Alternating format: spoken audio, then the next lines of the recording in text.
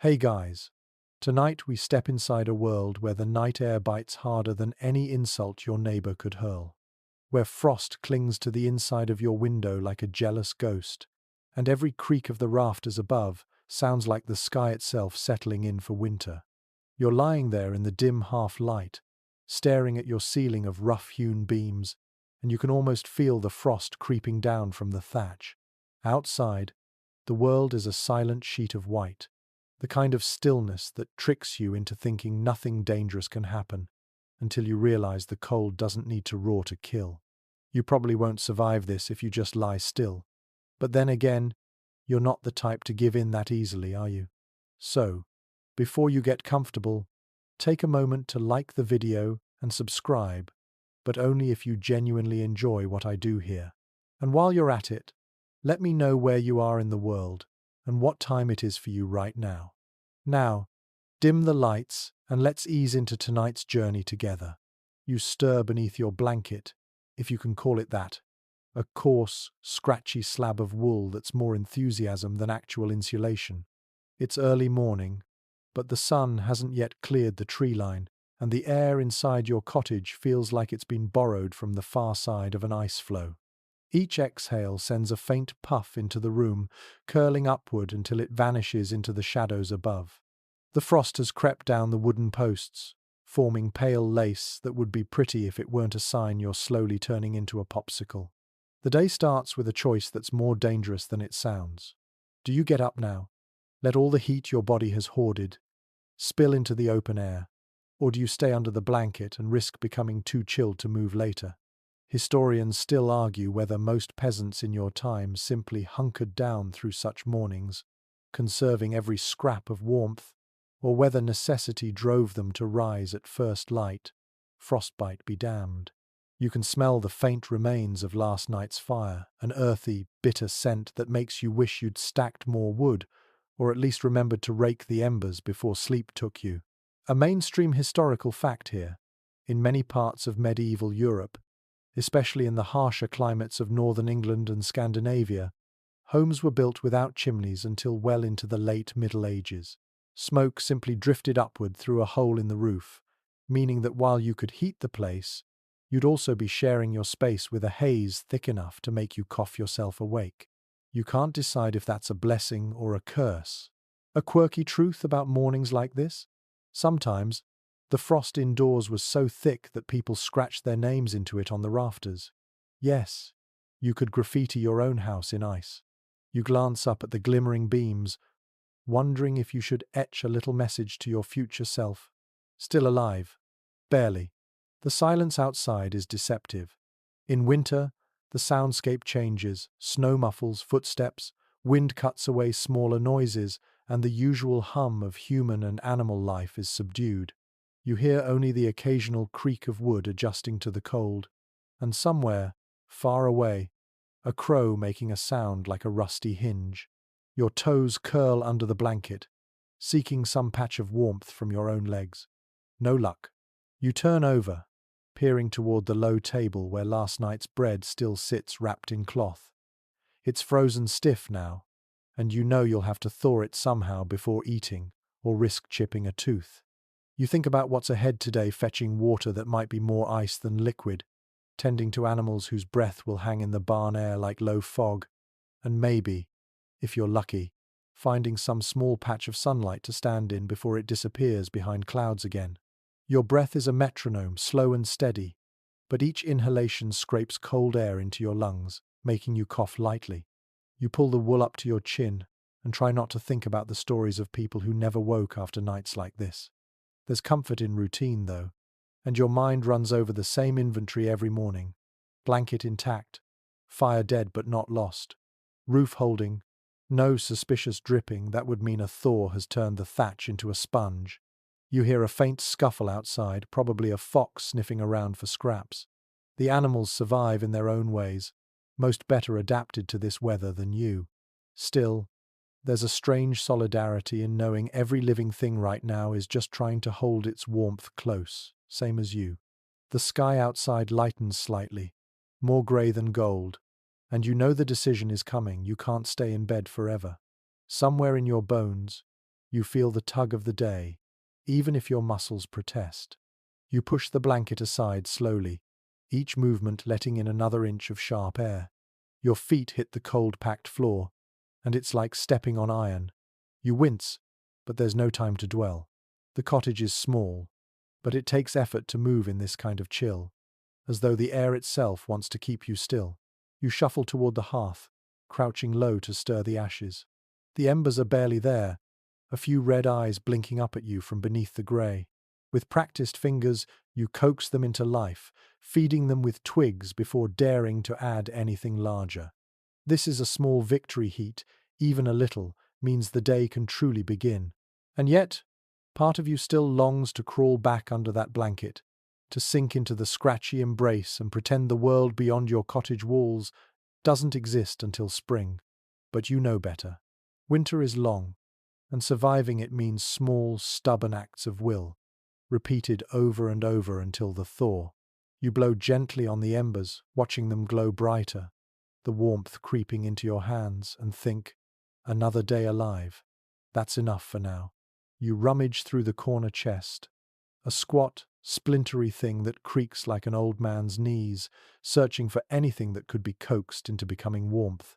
There's no tidy stack of winter gear here, just an unpredictable heap of cast-offs, mended scraps, and the occasional relic that probably belonged to someone you never met but still have to thank for its existence. Your fingers close around a pair of hose, patched so many times they resemble a quilt more than clothing. The wool is stiff from disuse, but you shake them out anyway, sending a puff of dust into the cold air. You start layering. First the hose, then another set if you can find one, even if they're mismatched and one leg sags lower than the other. A tunic follows, its elbows worn to a shine, and you eye the pile for something more. A wool hood turns up, faded to the color of old pond water, but lined with a surprising thickness that speaks of someone's careful handiwork. You remember hearing that in certain regions, sumptuary laws once forbade common folk from wearing high-quality cloth, reserving finer wools and dyes for the upper classes. A mainstream historical fact. In 14th century England, the 1363 Statute of Apparel spelled out exactly who could wear what based on their social rank, which of course didn't stop anyone from accidentally acquiring something nicer through trade, inheritance, or the occasional shady bargain. You pull the hood over your head, and the instant sensation is that your ears have just been forgiven for some unknown sin. The wind's bite softens, even indoors. As you work, you find a length of cloth you're fairly certain was once a curtain. It's thin but long, so you wrap it around your torso like a makeshift sash, tucking the ends tight so they won't flap if you have to step outside. There's a quirky trick here that no one writes about in grand histories. Sometimes villagers would even wear old grain sacks, cutting armholes and calling it a tunic. Ugly. Absolutely. Effective? Surprisingly so. You glance at the feed sack hanging near the door and make a mental note that it might become your last resort. Historians still argue whether peasants typically dressed in as many layers as possible all day, or whether they kept some pieces dry for sleeping to avoid waking up in damp clothes. The practicality of both approaches is obvious. One keeps you moving without freezing, the other makes the night more bearable, but you suspect it often came down to how much a person actually owned. Your hands are next. You slip them into a pair of woolen mittens, so shapeless you can't tell if there's a designated right or left. The thumbs point in vaguely the same direction, which is good enough. They smell faintly of smoke, and you realize they must have been hung near the hearth last season. That scent is oddly reassuring, a reminder that fires have kept you alive before, and will again. The final piece is a cloak you inherited from your uncle, who himself had probably inherited it from someone else. It's heavier than it looks, the weave tight enough that you can feel the difference immediately. You drape it over your shoulders, and the weight alone makes you feel safer, as though it's pressing the cold back a few inches. The hem brushes the tops of your boots well, your boots in the generous sense, more leather wrap than structured footwear. You glance at your reflection in the sliver of polished metal hanging on the wall. You look like a walking bundle of other people's laundry. But warmth trumps pride. And besides, no one's going to judge you for fashion when they're busy not freezing to death themselves. Stepping back from the chest, you notice how your breath feels different, less like it's being snatched away with each exhale. Layering does that. It traps little pockets of your own heat and keeps them prisoner. You flex your fingers inside the mittens and feel that faint glow returning. It's tempting to stand here and enjoy it, but you know that cold seeps through eventually. The trick is to keep moving until you're sure you've got enough heat stored in your body to survive the next pause. You glance at the door and think about the short walk to the barn. Even layered like this, that first gust outside is going to sting. Still, the knowledge that you've built your own little fortress of fabric gives you courage. Somewhere in the rafters above, a drop of melted frost lands on your shoulder. It soaks into the cloak but doesn't chill you immediately, which feels like a minor victory. You tuck the hood tighter under your chin, pat the layers as though checking armor, and think of all the others through the centuries who've done the same, preparing to face another day in the grip of winter. The thought is oddly comforting. You're part of a long, unbroken line of stubborn survivors, all bundled in mismatched scraps, all ignoring the wind's invitation to give up. And as you step toward the door, you feel it, that tiny, defiant warmth blooming under the layers you've built, your quiet rebellion against the cold. You push open the cottage door, and the cold outside doesn't so much greet you as slap you, a sharp, crystalline force that finds the tiniest gaps in your layered defenses. Your eyes water instantly, not from sentiment but from air so frigid it feels like it's filing your tear ducts smooth. You take a slow breath, tasting the metallic edge that always seems to ride in with deep winter, and step carefully toward the barn. It's not far, just a few dozen paces, but in weather like this, even that short stretch feels like an expedition across a frozen tundra. The snow crunches beneath your boots, brittle and dry, and your breath billows ahead like the smoke from last night's fire. You tug the cloak tighter, but the real warmth you're seeking isn't in the barn walls, it's in the creatures waiting inside. Sleeping with livestock isn't romantic. It's not a pastoral painting of happy farmers and cheerful cows. It's a practical, sometimes smelly and occasionally noisy method of survival that's as old as animal domestication itself. A mainstream historical fact. In many medieval European homes, particularly in the colder northern regions, people often shared living space or at least a connected structure with their animals. The animal's body heat helped raise the ambient temperature by a few precious degrees, enough to make the difference between surviving the night and waking as a cautionary tale. You reach the barn door, fingers stiff even inside the mittens, and wrestle it open. The warmth hits you immediately, not tropical, not even comfortable, by any modern standard, but a noticeable step up from the razor, cold outside. The air is thick with the earthy scent of hay, manure, and the faint sweetness of stored grain. The cow in the nearest stall lifts her head, big brown eyes blinking slowly as if to say, "You again?" You move closer, letting the bulk of her flank shield you from a draft sneaking through a gap in the boards. The steady huff of her breath is oddly calming, a reminder that she too is enduring the same season, only with the built-in advantage of a heavy hide. A quirky tidbit: people in some rural communities swore that the warmth of certain animals was better than others, and not just by size. Horses were considered good companions in the cold because of their constant low-level movement, while sheep were valued for the dual benefit of warmth and the occasional midnight snack of lanolin-scented wool to nibble, for reasons lost to history, but which you're not about to try. Cows, like the one beside you now, were favored for their calm demeanor and the steady heat they radiated. You lower yourself to sit on the hay-strewn floor near the stall. The cow shifts slightly, leaning closer, and you can feel the radiant warmth through your layers. It's not immediate comfort, but it's a slow, creeping kind of heat that settles into your bones. Historians still argue whether peasants made a deliberate habit of sleeping right against their animals, or if it was more a matter of circumstance: overcrowded space, unheated sleeping quarters, or the need to guard valuable livestock from thieves. The goats in the corner are already awake, picking at the hay as if they've been waiting for an audience. Their breath makes little clouds in the air, adding to the barn's ghostly haze. You think about curling up here for a few hours, but the hard floor would punish you for it later. Even so, you can't deny the appeal. A shared survival pact between you and the animals. The muffled quiet of the barn wraps around you. Outside, the wind might be sharpening its knives, but in here, time slows. You hear the steady rhythm of chewing, the occasional soft snort, the faint creak of wood shifting in the cold. It's not silence, it's a chorus of small, living noises that promise life is still ticking forward. You find yourself inching closer to the cow again, the side of your cloak brushing her flank. She doesn't move away. That shared warmth is a currency out here, and you're both willing to spend it. In that moment, you realize you've stopped shivering not because the barn is truly warm, but because you've found a place where the cold can't reach you quite as easily. When you finally stand to leave, the return to open air feels like betrayal. The cold sinks its claws back in, harsher after the barn's muted shelter.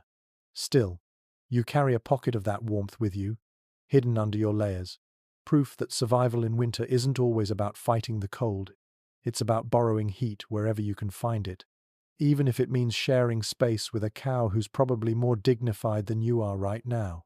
You step back into the cottage with that faint trace of barn warmth still clinging to you, though it's already fading like a dream you can't quite recall. The hearth has woken a little since you coaxed it earlier, but it's nowhere near ready to heat the whole space. Instead, you make for the straw mattress in the corner, a humble but surprisingly strategic part of your nightly survival plan. It's not much to look at a lumpy bed, stuffed with last season's straw. Its linen tick stained from years of use, but in the cold, it serves a purpose beyond mere sleeping. A mainstream historical fact, straw bedding wasn't just common in medieval Europe, it was vital. It provided insulation from the cold ground, which otherwise would drain your body heat as efficiently as if you'd been lying on a slab of ice. Peasants often refreshed the straw every few months, though in lean years it could be stretched far longer, with the result that the bed might smell faintly of hay, or strongly of whatever small creatures had claimed it for their own. You sink onto the straw and immediately feel for the hot spot, sometimes literal, sometimes imagined, that lingers from the embers buried under ash nearby. Last night, before bed, you tucked a few glowing coals into a clay pot and slid it under the mattress's edge, a quirky practice you learned from your grandmother, who swore it kept her warmer through the worst winters than any extra blanket. It's a dangerous trick, of course. Leave the embers too exposed and you could wake to find your bed smouldering, but with careful layering of ash and a watchful eye, it's a slow-release heat source that lasts until dawn. Historians still argue whether such underbed embers were a widespread habit or more of a regional oddity. Some claim the fire hazard made it rare, while others insist that desperate times outweighed cautious thinking. You like to believe you're carrying on a clever bit of forgotten tradition, though you also keep a bucket of water nearby, just in case cleverness decides to turn into foolishness at 3 in the morning. You wiggle deeper into the straw, letting it cradle your hips and shoulders. It's not exactly soft, the stalks have a way of poking in places you'd rather not mention, but the air between the layers warms quickly under your weight. You can hear faint rustles within the mattress, probably mice, though they keep to themselves. You're not in the mood for company that small. The mattress sits close enough to the hearth that you can stretch one foot toward the warmth, while the other remains insulated by straw. It's a balancing act, one you've perfected over countless winters. Too close to the fire and you wake with one side sweating. Too far, and you might as well be sleeping outside. You remember a story from your neighbor about a particularly harsh winter, when families would bury heated stones in the straw before lying down. The stones would radiate heat for hours, though the trick was finding a way to avoid burning your toes when you shifted in your sleep. You tried it once and woke yelping, a lesson learned quickly. The smell of straw mixed with faint wood smoke fills the air. It's a scent that might repulse someone used to perfumed bedding, but to you it's as familiar and comforting as the smell of baking bread. It smells like home, like survival. It smells like winter done right. The faint crackle of the hearth draws your gaze, the orange glow a silent partner in your nightly battle against frost.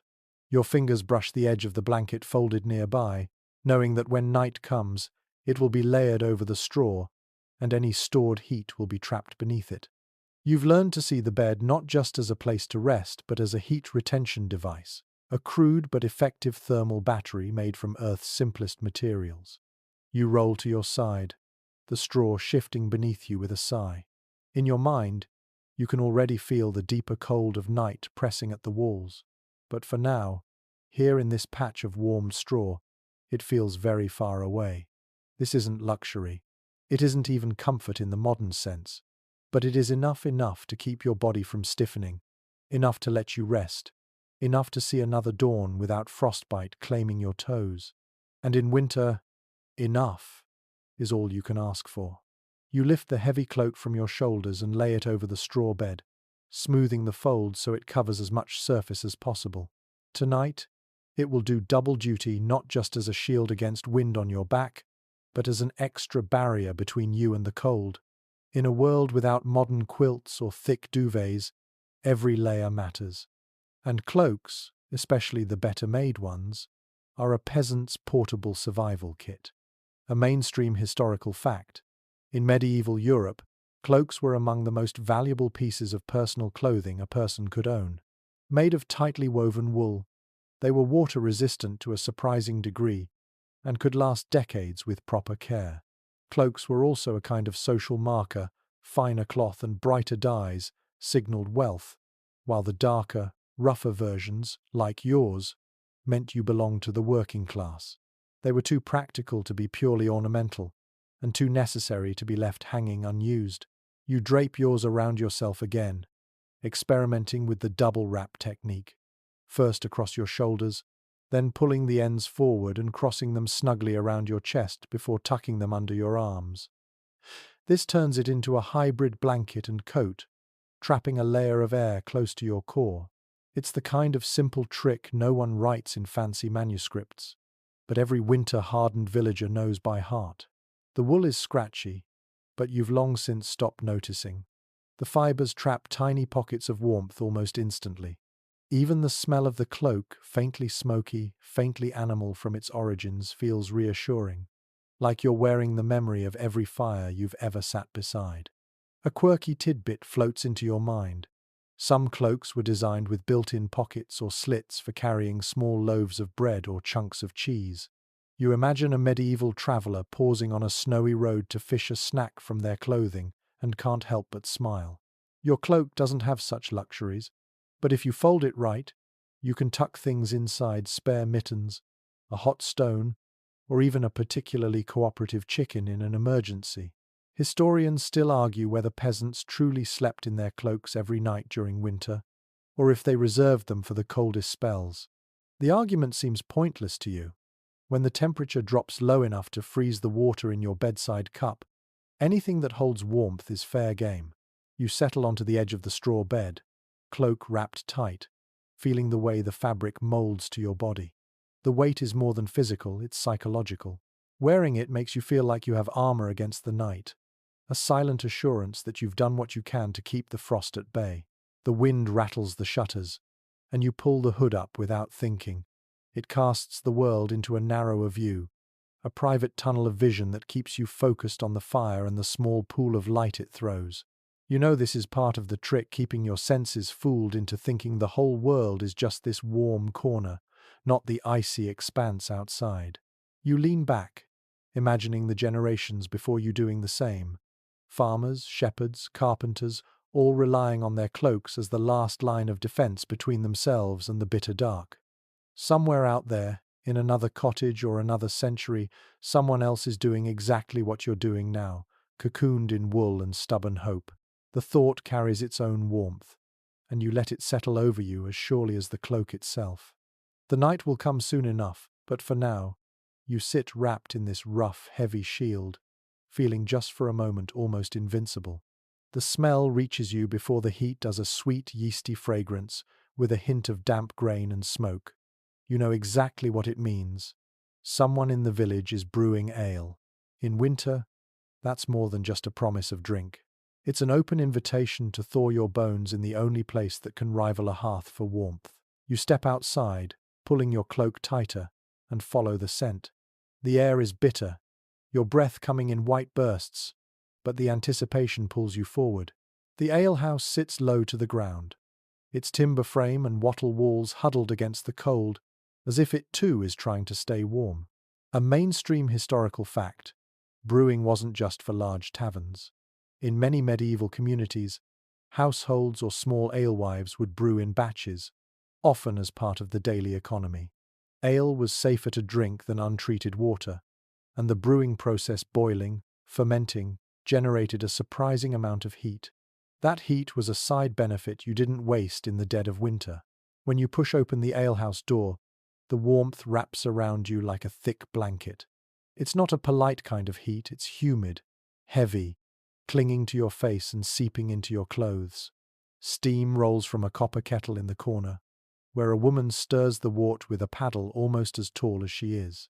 You sidle closer, not too close to be in the way, but close enough to feel the steam hit your skin. The grainy smell fills your lungs, the malty sweetness making you think of bread left to rise near a fire. A quirky little truth: some people swore that standing in alehouse steam cured winter coughs, though it was probably just the relief of breathing something warmer than ice air for once. Historians still argue whether peasants sought out alehouse brewing days mainly for the drink or for the heat. The two were often intertwined. You'd arrive cold, warm yourself in the steam, sip from a communal cup, and leave with enough glow in your chest to last the walk home.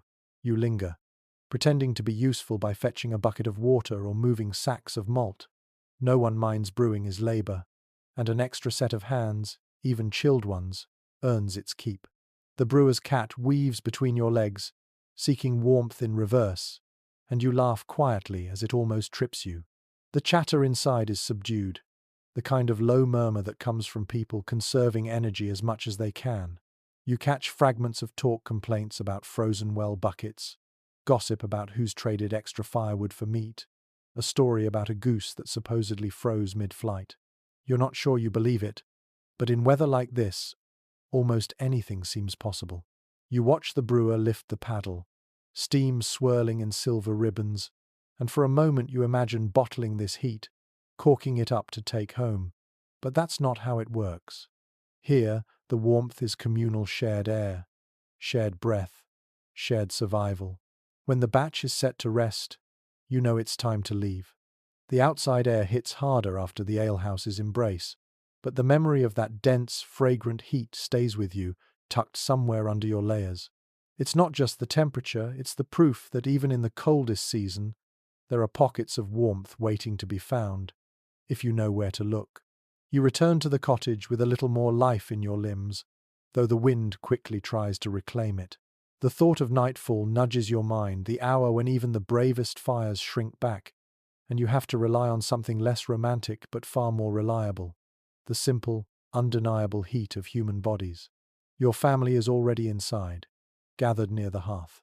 The fire crackles low, casting a thin amber wash over the walls. Beds in winter are not solitary affairs here. They're strategic arrangements designed to keep every ounce of warmth where it belongs. A mainstream historical fact: in many parts of medieval Europe, it was common for entire families to sleep in the same bed during the coldest months, often without much modesty about it. Privacy was a luxury, but warmth was survival. Even travelers might share space with strangers if the alternative was freezing. Your bed isn't much more than a wide wooden frame stuffed with straw and covered in whatever cloth you can muster.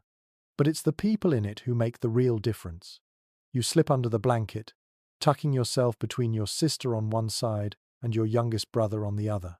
The warmth is immediate, less like a sudden blaze, and more like the slow rise of sun on a winter morning, creeping into your bones.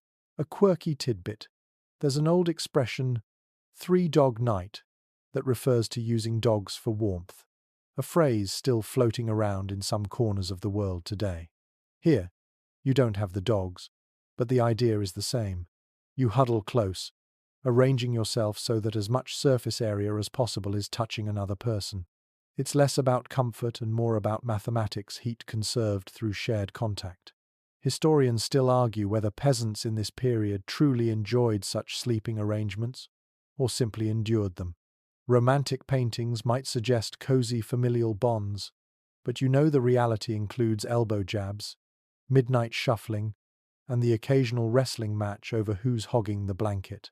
You shift slightly, making space where you can, and try not to breathe directly into anyone's face. The blanket itself is a patchwork, stitched from old tunics, worn linen, and whatever scraps could be spared. It's heavy enough to trap warmth, though the weight can be stifling if you wake in the middle of the night. The edges are tucked down along the sides, sealing the heat in like a lid on a cooking pot. Beneath it, the air is thick and warmer than anything outside the bed's edge. It doesn't take long for you to start feeling the subtle pulse of shared warmth, the way it moves and mingles. A shoulder against yours shifts, and the heat there deepens. A foot brushes your ankle, sending a warmer patch up your leg. You're all living radiators, each doing your part without words. You remember your grandmother telling you how, in her younger days, she once shared a bed with two other families during a particularly brutal winter. The cottage had no functioning hearth, so they layered blankets, cloaks, and themselves into one massive pile in the center of the room. "We smelled like a barn," she'd laughed, "but nobody froze." That's the unglamorous truth. You trade dignity for survival, and it's not a bad bargain. The fire pops, and you glance toward the hearth. A few embers blink lazily, but no one moves to tend them yet. The blanket's warmth makes you reluctant to break the seal of heat, even for the sake of adding fuel. That's the other secret here. Once you're in the bed, you avoid leaving unless it's an emergency. A cough rattles from the other side of the bed, muffled under the blanket. The air under here is warm but stale, carrying the smells of wool, sweat, and faintly of smoke clinging to your cloaks. You breathe it in without complaint. It's still preferable to the icy bite of air above the covers. There's a rhythm to winter nights like this. Heat rises and falls depending on how still everyone can stay, who rolls over, and whether the blanket shifts enough to let in a draft. You've learned to adjust without waking fully, pressing closer when the cold nips and easing away when the heat builds too much. You think of others in the village, old neighbors living alone, widows with no one to share their bed. Some keep small animals indoors for warmth, others simply layer themselves in every scrap they own and hope for a gentle night. But for you, the body heat here is more dependable than any fire, so long as no one slips away during the night. A few muffled laughs drift from under the blanket, sparked by some whispered joke. Even in this cramped warmth, there's a strange kind of comfort, a closeness that makes you feel more like a unit than a set of individuals. Winter does that. It presses people together until they either fight or become part of each other's survival. The blanket shifts again as someone adjusts their legs, and you feel the cold sneak in for just a second before it's banished by the returning seal of warmth. That fleeting chill is enough to remind you the real enemy is not the cold outside, but letting it creep in here. You close your eyes, the soft rustle of fabric and steady breathing all around you. This isn't comfort in the way the wealthy might imagine it. No feather mattresses, no silk sheets, but it's comfort enough to keep you alive. And when you wake, if you wake, it will be to the slow peeling away of the blanket, the reluctant parting of warmth, and the start of another day in the long truce you've made with winter. The cold always feels sharper when you've had to leave a warm bed, even one crowded with elbows and knees. Your feet meet the hard-packed floor with a jolt that runs all the way to your teeth. Still, there's a certain satisfaction in knowing your turn by the hearth is next. In this house, fireside sleeping is not a privilege taken lightly. It's a rotating system, an unspoken agreement that no one hogs the warmest spot 2 nights in a row. You drag your bedding toward the hearth, feeling the subtle rise in temperature as you get closer. The floor here is worn smooth by years of people doing the same thing, each one chasing the gentle heat radiating from the stonework. A mainstream historical fact. In many medieval homes, the hearth was the literal and symbolic center of life. It was the primary heat source, the place for cooking, and a gathering point for light when the sun vanished early in winter. Sleeping near it wasn't just convenient, it could mean the difference between waking up stiff from cold or waking up at all. Tonight, Your body will be in that narrow strip where fire-warmed air meets the deeper chill of the room. The trick, you've learned, is not to get too close. Press in against the hearth and you risk waking with one side of your face dried out and the other still cold. Sleep too far away and you might as well still be on the far wall. You aim for the sweet spot where the heat wraps you like the memory of a summer day without scorching your skin. A quirky tidbit. In some villages, they'd actually assign fire watch sleepers, those lightest of sleepers who would wake at the slightest pop or hiss to take the hearthside spot. Their job wasn't just to enjoy the warmth, but to keep the fire alive through the night. You've been that person more than once, waking at odd hours to poke the coals or lay on another log. Historians still argue whether the hearth in peasant cottages was kept burning all night in most households or allowed to die down after the evening meal. Fuel scarcity played a big role. Keeping a fire alive meant using up valuable wood or peat, and not every family could afford that luxury. In your case, tonight is one of the lucky nights where enough fuel has been set aside for an overnight flame. You spread your cloak on the floor before unrolling your bedding. The cloak acts as insulation, keeping the cold from seeping up into your bones through the floor. Above you, the smoke curls lazily into the dim air, drawn toward the small opening in the roof. It's not enough to make you cough, but it's enough to make the room smell faintly of wood smoke and damp ash, a scent you've come to associate with security. You ease down onto your bedding, stretching your legs toward the hearth. The fire pops softly, sending up a brief spark that dances before fading. The glow washes over your face and arms, painting them gold in the otherwise grey light of the cottage. You feel the warmth seeping through your layers, undoing the morning's chill. The others are already settling into their own spaces farther from the hearth, muttering jokes about how you'd better not roll too close and burn your toes off.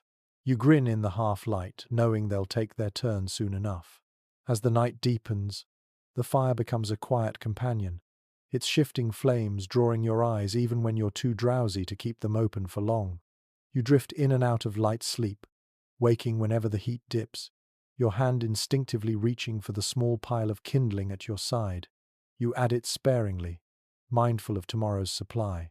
There's a certain magic in this arrangement, knowing you're the night's caretaker of warmth. When you feed the fire, you're not just doing it for yourself. You're keeping the cold from swallowing the whole room, maintaining a thin but vital barrier between everyone here and the winter outside. At one point, a log shifts, sending a soft shower of sparks up the chimney hole. You catch the faint hiss of melting frost from the roof above. Somewhere out there the wind prowls, but here the flames stand guard. You curl deeper into your blanket, the heat lulling you toward heavier sleep. You'll wake again. You always do. But for now you let yourself sink into the rare comfort of being both warm and safe. It's your turn by the hearth tonight, and you intend to make the most of it. By the time morning frost creeps across the shutters again, you're already thinking about the small arsenal of heat traps you've come to depend on, none more satisfying than the hot stone trick. It's simple, deceptively so, and it's saved your fingers and toes more than once when the nights felt endless. You start by picking through the pile of river stones near the hearth, looking for the ones with just the right heft. Too small, and they lose heat before you've even settled into bed. Too large, and you risk burning yourself if you misjudge the temperature. A mainstream historical fact. In medieval Europe, particularly in colder regions, people often used bed warmers, metal pans with long handles, filled with hot coals or stones, slipped under bedding before sleep. For peasants without such fine tools, the riverstone method was the more practical and affordable alternative. Once chosen, you nestle the stones near the heart of the fire, watching their dull grey skins slowly darken and pick up a faint glow. The trick is patience. If you rush and snatch them out too early, they'll barely take the edge off the cold. Leave them too long, and you might end up explaining to your neighbours how you managed to scorch a hole in your only blanket. A quirky tidbit you once heard from a travelling peddler. Some folks swore by wrapping hot stones in fresh bread dough before tucking them into bed. By morning, you'd wake to both warm feet and half-baked bread. You're not entirely sure if this is genius or lunacy, but given how desperate winter can get, you wouldn't dismiss it entirely. Historians still argue whether this kind of bed warming was a nightly ritual or saved only for the worst cold snaps. You suspect it depended on the fuel supply and the willingness to risk a bit of smouldering cloth. When the stones are ready, you roll them onto a thick scrap of linen, folding the cloth over itself until there's enough padding to prevent burns. The heat seeps through instantly, warming your palms even through the layers. You carry them carefully to your bed, slipping them under the straw at knee level. The warmth starts to radiate upward almost immediately, a creeping, delicious spread that feels like it's melting the stiffness from your legs. You've learned the placement is key. Too far down the bed, and the heat never reaches your core. Too close, and you'll wake sweating in the middle of the night. Tonight, you nestle them just below your knees, letting the warmth flow upward without overheating your chest. The others glance at you from their own corners, their eyes holding a flicker of envy. You know they'll all be raiding the Riverstone pile before long, just as you did. That's the quiet economy of winter survival trade. Borrow, imitate. No one claims ownership of a good idea for long. You stretch out, pulling the blanket over your shoulders. The hot stones turn the bed into something almost luxurious, the kind of heat you imagine the wealthy enjoy without thought. Your toes, usually icy for hours after lying down, thaw within minutes. The difference is almost enough to make you forget the draft creeping along the wall. As you drift towards sleep, you listen to the faint hiss of cooling stone under straw, the sound barely louder than a sigh. Outside, the wind claws at the shutters, but here, under your blanket, there's a steady pulse of warmth keeping you anchored. It's a fragile barrier, but it's enough, another small, clever rebellion against the cold that thinks it owns the night. You've learned over the years that a surprising amount of your heat escapes from the top of your head and the tips of your fingers. It's one of those truths you can feel long before you ever hear it stated, and on the bitterest nights, you notice it the moment you let your hands or scalp go uncovered. Tonight, you decide to give those neglected extremities the attention they deserve. There's an old wool cap hanging by the hearth, its shape more lumpy than round, the colour somewhere between smoke and ash. You tug it over your head until it nearly covers your eyebrows. The fabric is dense and faintly itchy, but the instant it settles into place, the air inside the cap warms with each breath you release. You remember being told by an elderly neighbour that losing heat from your head was like leaving the door wide open and wondering why the room's cold. You didn't fully understand it then, but nights like this prove her point. For your hands, there's the pair of mittens you mended last week, the seams reinforced with thick, uneven stitches. They're not beautiful, but they're good enough to stop the cold from biting every time you stir the fire or fetch water. In the absence of mittens, people here have been known to wrap strips of cloth around their hands and wrists, almost like bandages, to trap a cushion of air close to the skin. You tried it once and found it worked better than you expected so long as you didn't need to pick up anything delicate. It's worth noting that in some fishing communities along the coast, winter headgear was made from felted wool so tightly pressed that wind and snow couldn't penetrate it. The same idea has reached the inland villages in smaller ways, caps and mittens that serve as both shield and insulation. You like to imagine some distant ancestor working out this principle the hard way, returning from a long, freezing walk with a newfound respect for head coverings. Another small practice comes to mind: tucking your hands under your arms while you rest, keeping them against the warmest parts of your torso. It's an instinctive gesture, but also one that works remarkably well. Combined with a cap, it turns your own body into a furnace that circulates heat instead of letting it drift away. Sitting near the hearth, you test the arrangement. The fire is low but steady, sending out just enough warmth to make the air in this corner of the cottage bearable. Your mittens and cap lock in what's left, so, even when a faint draught sneaks through the wallboards, it doesn't sting as sharply. There's a story you once heard in the alehouse, probably exaggerated, that a shepherd survived a night on the open hills in midwinter by wrapping his head and hands in fresh sheepskin, sleeping with his flock until dawn. You're not about to try it, but you can't help admiring the stubborn resourcefulness. Survival often comes down to using whatever you have on hand, literally and figuratively. As the evening deepens, you notice the difference in your own body. The heat from the hearth reaches your face, your capped head traps it, and your mittened hands stay flexible instead of stiffening into claws. It's not comfort as the wealthy would know it, but it's a quiet kind of victory, turning small pieces of cloth into fortifications that help you meet the night on equal terms. You lean back against the wall, listening to the slow crackle of wood, and think about the simple logic of it all. Keep the head warm, keep the hands covered, and the rest of you will follow. Tonight, it feels like one more secret in your growing collection of ways to keep the cold at bay. Not with grand gestures, but with small, deliberate acts that add up to another morning alive. You've patched the gaps in your clothes, but even the thickest wool won't help much if the wind keeps slipping through the walls. Tonight, you turn your attention to the cottage itself. The cold here isn't only an outdoor thing, it sneaks inside like a thief, finding every crack between the timber and the daub, every knothole in the boards. You can feel it brushing the back of your neck when you sit too close to the north wall. You gather what the countryside offers in abundance: moss, rags, straw, and handfuls of dry grass left over from thatching season. Your aim is to choke off those tiny invasions of air before they have a chance to drain the warmth you've fought so hard to build. In your village, this chore is so common that people speak of dressing the house for winter, the way they talk about dressing themselves. In regions farther north, where winters stretch out for months, households would sometimes coat the inside of their walls with an extra layer of clay mixed with animal hair, effectively giving the building its own winter coat. Here, it's not quite that elaborate, but the idea's the same. Keep the air from moving where it shouldn't. You've heard older neighbors say that the difference can be felt within a single night, and you believe them. You start with the biggest offenders, the gaps at the window frame, where the shutter never quite meets the sill. You pack in wads of moss, pressing it deep into the seams, then wedge strips of worn linen over the top for good measure.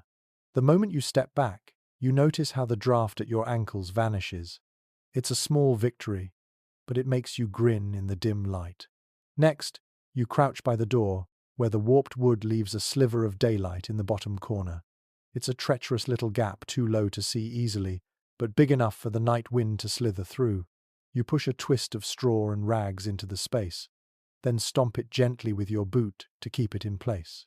There's an old story in the village about a miser who refused to waste cloth on plugging wall gaps, only to have his own breath freeze in his beard one night while he slept.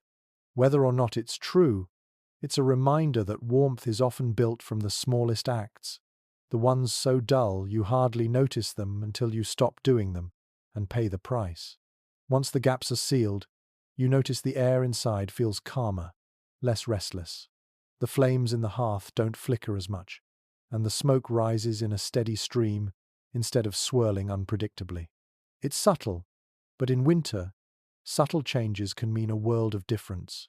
You sit back on your heels, wiping your hands on your tunic, and let yourself enjoy the feeling of having outwitted the cold, at least for now. No matter how fierce the wind gets outside, you've made it work harder to find you. And in the constant game between warmth and frost, every little edge counts. The animals have been restless all afternoon, stamping in their stalls and shifting the hay around until it rustles like dry waves. You take it as your signal to make the climb up to the hayloft before darkness falls. The barn's upper level is more than just storage, it's the warmest perch in your world on a freezing night. The ladder creaks under your weight, each rung polished smooth by generations of hands and boots. You poke your head above the loft floor and inhale. The smell up here is rich, sun-dried grass, dust, and the faint sweetness of grain. It's warmer too, not by much, but enough that your breath doesn't curl quite as thick in the air. That warmth comes from below, from the steady breathing of cows and goats, their bodies turning feed into heat that rises and pools beneath the rafters. In mountain villages, people have been known to build entire living quarters above their animals, letting that animal heat seep through the floorboards into their sleeping space. Here, it's a little less formal, but the effect is the same: nature's central heating, powered by hooves and chewing jaws. You shuffle across the loft and find the flattest patch of hay, kicking aside a few hard stems. The layer is deep enough to cushion you from the wooden planks, and as you settle down, you can feel the warmth bleeding upward into your back. It's not immediate, but it's steady, like leaning against a sun-warmed wall at the end of the day. One of the goats coughs below, and you glance through a crack in the floor to see them clustered together, heads low. You can hear the cow shifting her weight, the swish of her tail, the quiet rhythm of her breathing. The sounds make the space feel alive in a way your cottage never does, warmer in spirit as well as temperature. There's a bit of superstition in the village about hayloft sleeping. Some say it invites strange dreams, that the scent of hay draws the mind into wandering paths where you might see things you shouldn't. Others insist it's the best sleep you'll ever have. You've done it enough to know the truth lies somewhere in between. As you lie back, the loft's close air wraps around you. It smells faintly of last summer's sun, the kind of warmth you can almost taste. You pull your cloak tight, though you know you won't need it as much here. The loft traps air better than your cottage, and with the animals below, it's as if you've stolen a pocket of summer to hide in for the night. The only challenge is the dust. It tickles your throat if you shift too much, and you've learned to move slowly to avoid sending clouds into the air. Still, you'd take a scratchy cough over frostbitten toes any day. You let your eyes drift toward the roof beams above, where frost has formed in fine lace patterns, but hasn't yet dripped through. If you're lucky, you'll be awake before the morning thaw sends cold droplets down into your hair. If you're not, well, you've survived worse. With the hay beneath you and the soft orchestra of animal noises below, the cold feels far away, as if winter has been paused for a few hours. It's not gone, you can still see your breath in the thin light, but it's been pushed back, kept at the edges of your little borrowed refuge. And in a season like this, that's the closest thing to comfort you can hope for. The cold gnaws at your bones faster when your belly is empty, so tonight you plan ahead. You know that if you eat something heavy and rich before crawling into bed, the warmth will linger in your body far longer. It's not a luxury, it's one of the oldest winter tricks you've ever learned. You move toward the hearth with a small clay pot, the smell of simmering stew already curling through the air. The mix is simple: barley thick enough to stand a spoon in, scraps of salted pork, and root vegetables that have survived the frost in the cellar.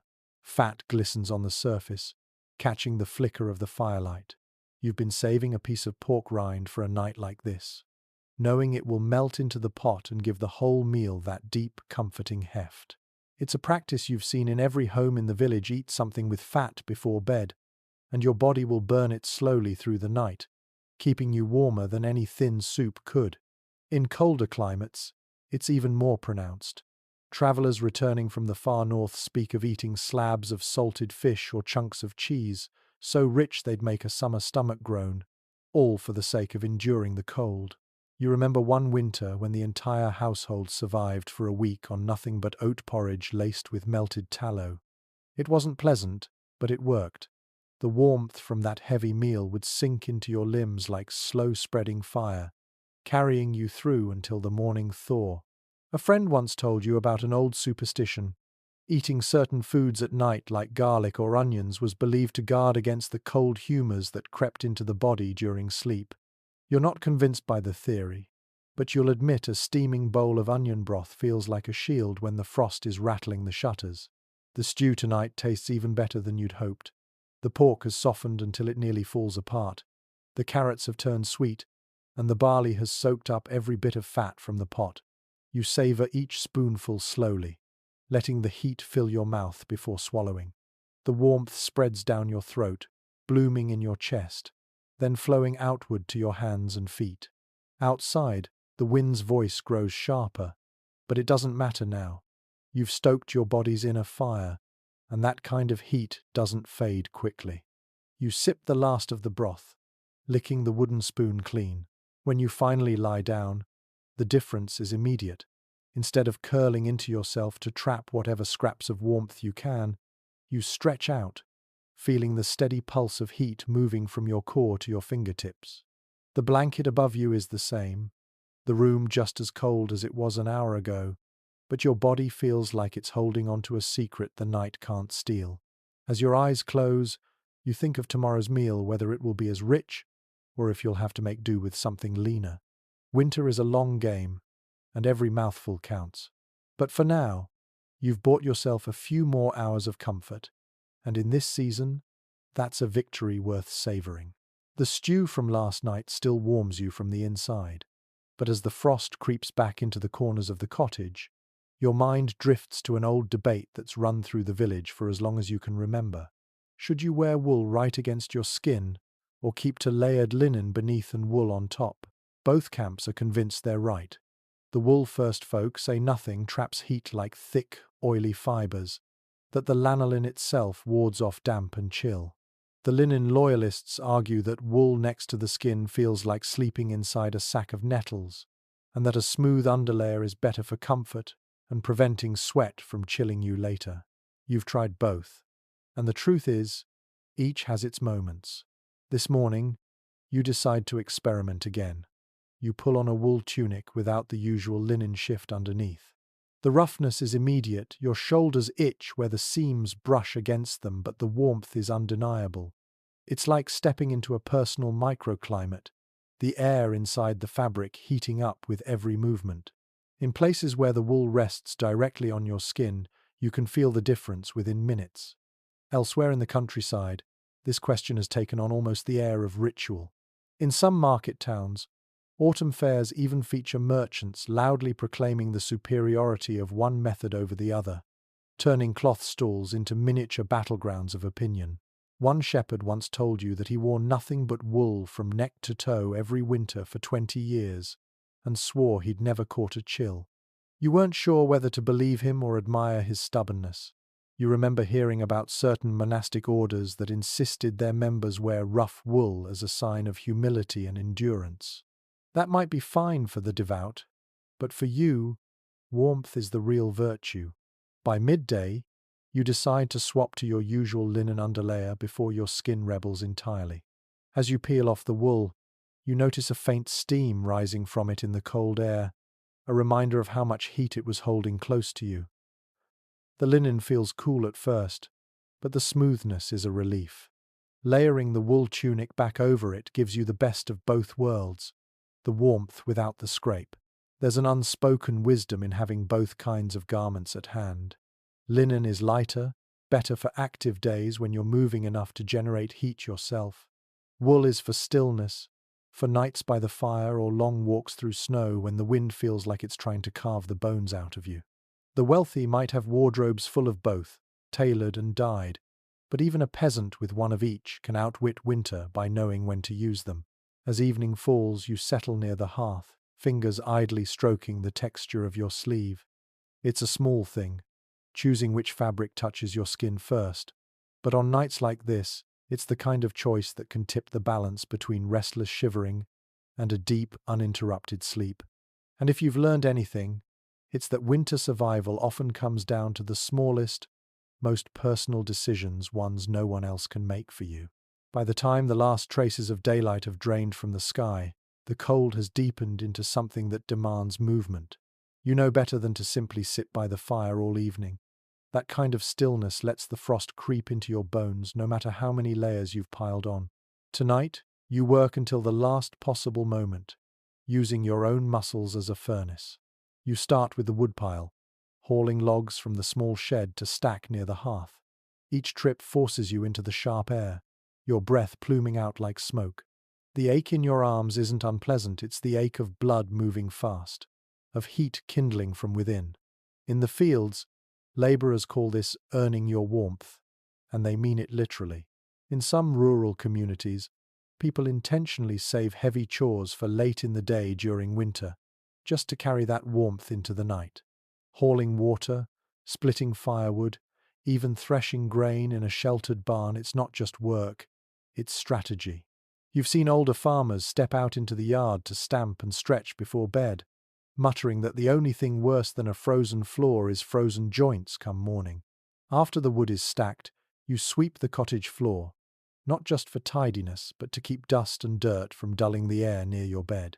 The brisk strokes keep your shoulders loose, and your palms tingle with heat despite the chill that seeps through the door. You remember a neighbor who swore by sleeping on the sweat, working hard enough right before bed that you could still feel the glow in your skin as you drifted off. It sounded unpleasant when you were younger, but now you understand that the heat trapped under your clothes doesn't care whether it came from a roaring fire or your own back-breaking effort. The trick, of course, is knowing when to stop.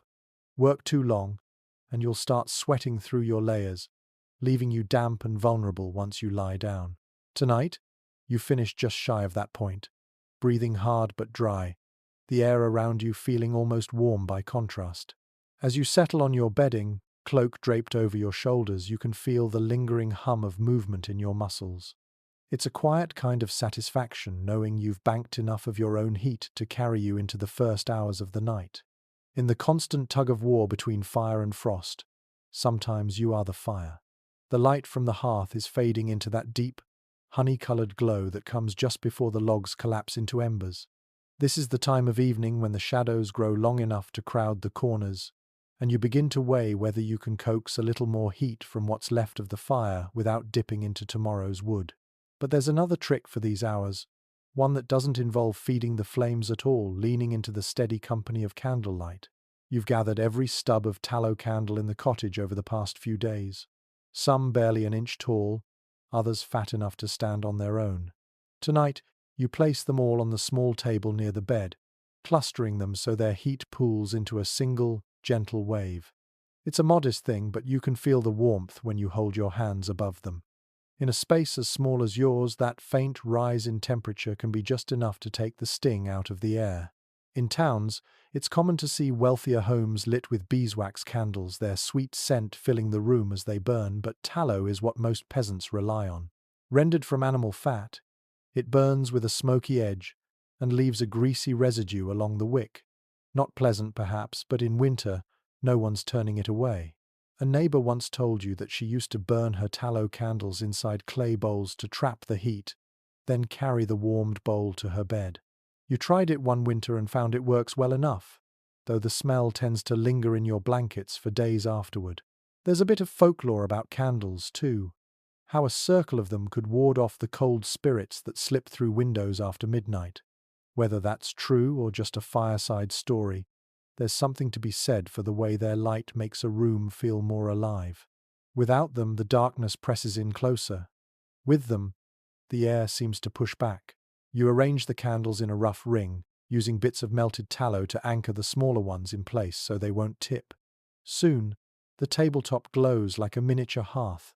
Shadows dance along the walls, the flicker creating the illusion of movement, as if the room itself were breathing. The warmth isn't enough to heat the whole space, but here, within arm's reach, it's noticeable.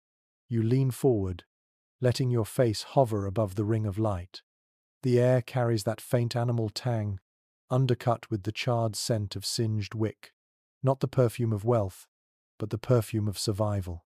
In some coastal villages, families have been known to cluster their candles in lantern boxes with mirrored panels, both to reflect the light farther and to trap more heat.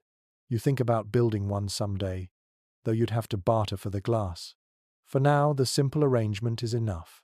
You sit by the table, cloak pulled tight, and hold your hands near the flames. Your fingertips thaw first, then the backs of your hands, the warmth creeping up into your wrists. You let it linger, breathing slow, listening to the faint hiss of tallow as it softens and feeds the flames.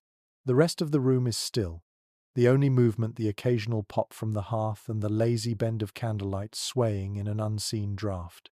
It's almost hypnotic, enough to make you forget how cold the walls must feel if you pressed your palm against them.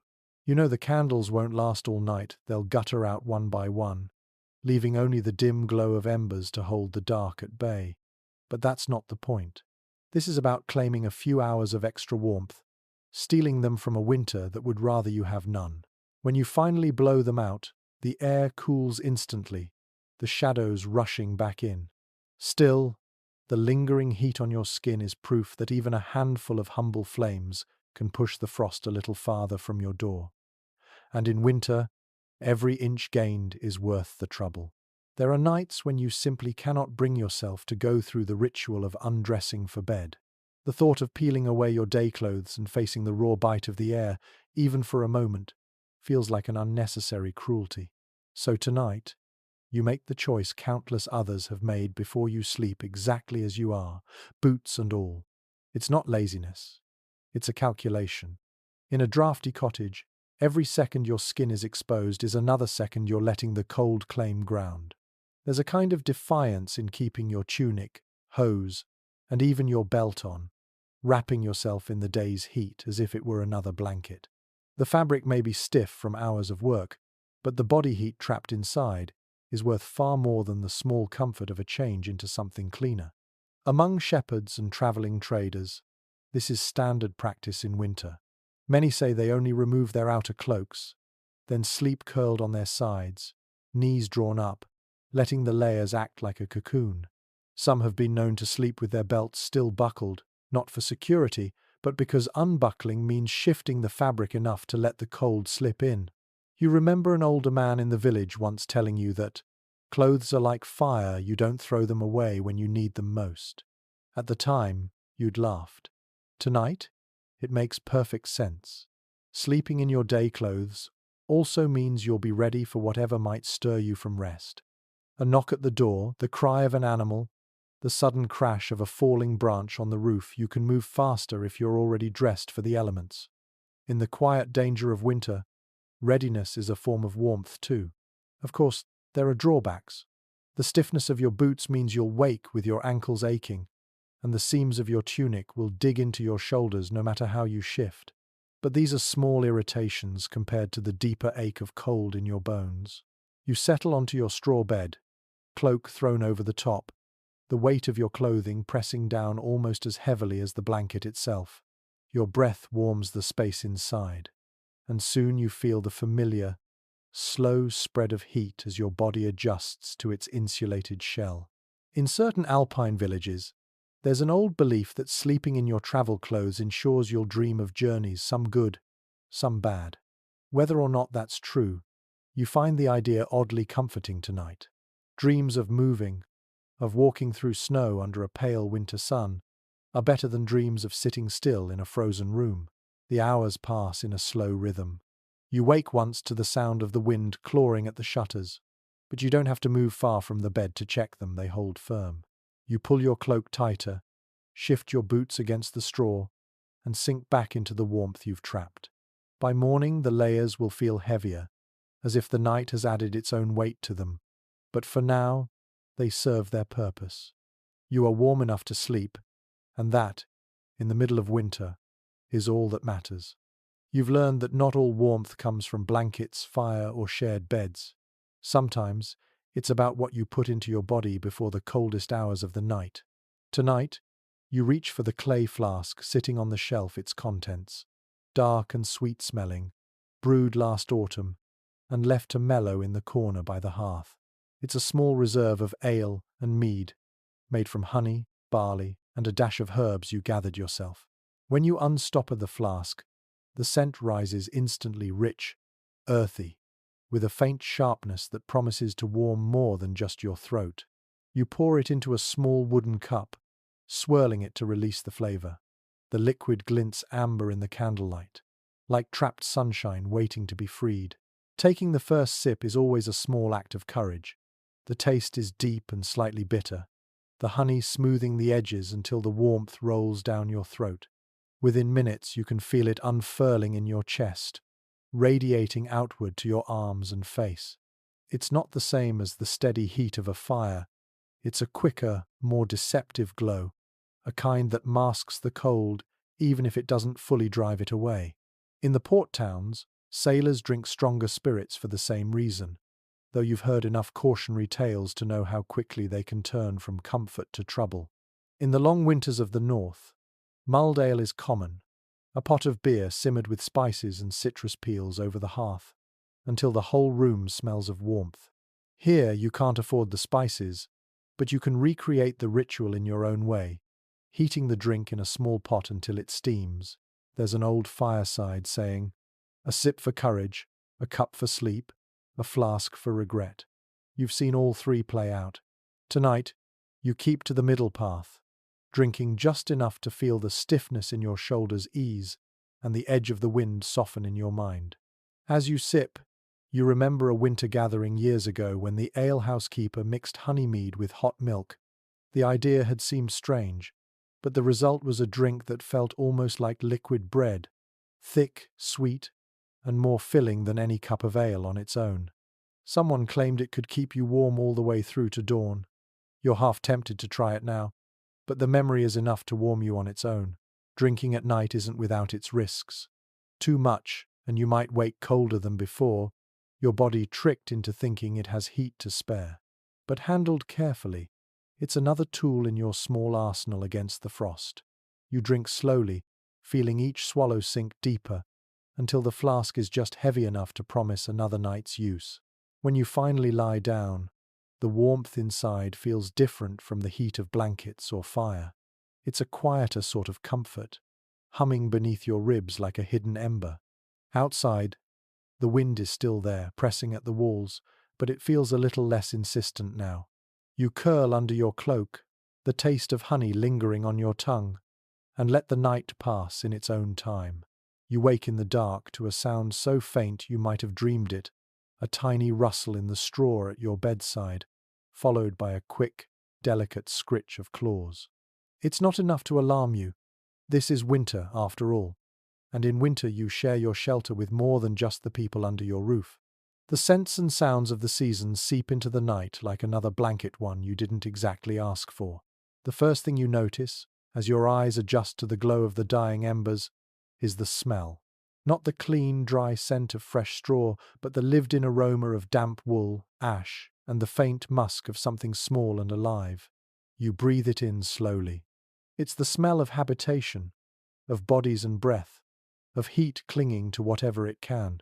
Some villagers can't stand it, but you've grown used to it, even comforted by it in a strange way. The smells of winter bedding are proof that life is still here, with you sweat in the wool, smoke on the cloth, the grassy undertone of hay that still remembers the sun. Then there's the soundscape.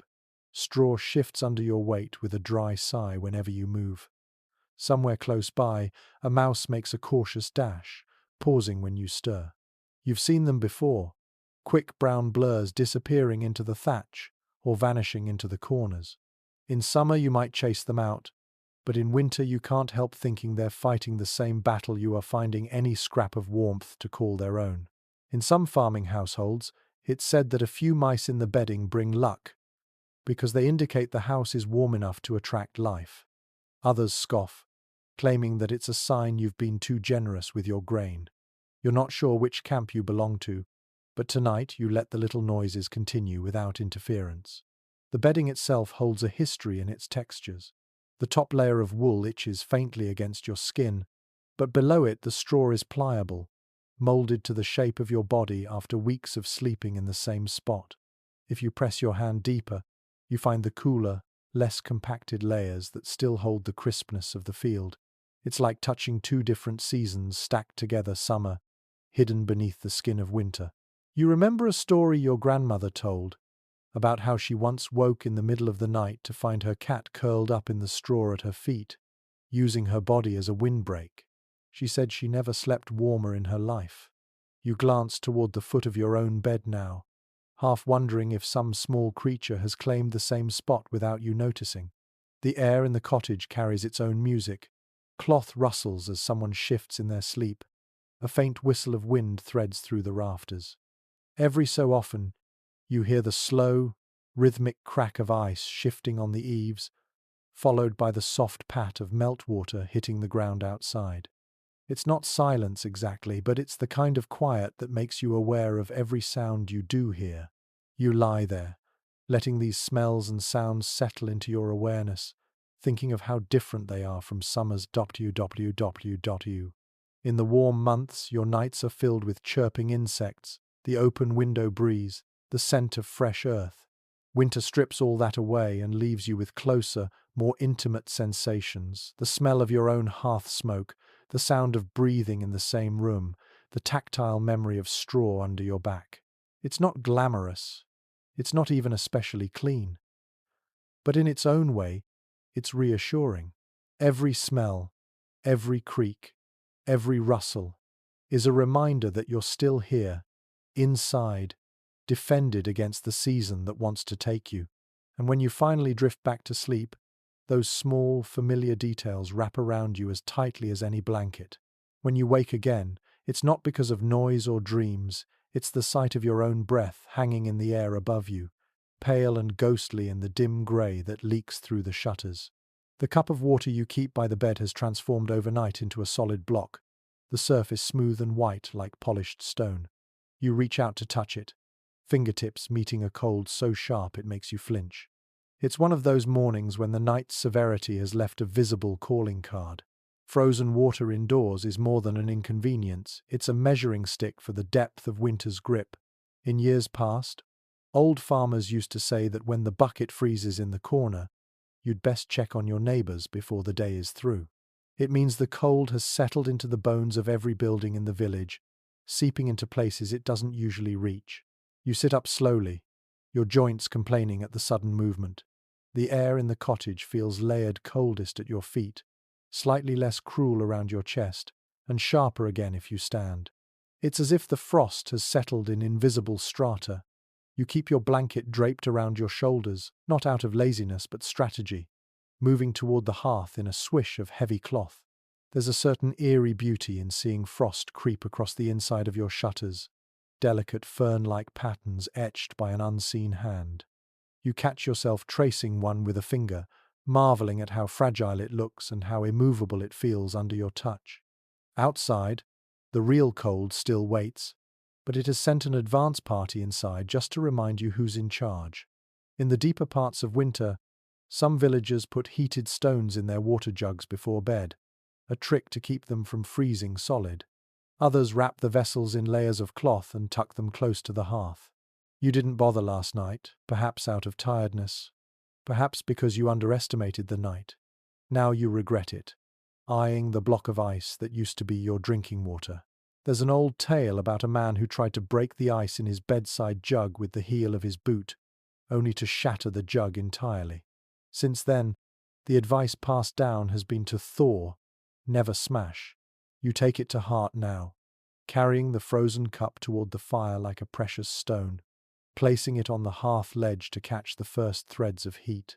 As the firelight touches the ice, drops begin to bead on its surface, sliding down in thin rivulets before vanishing into the cup's rim.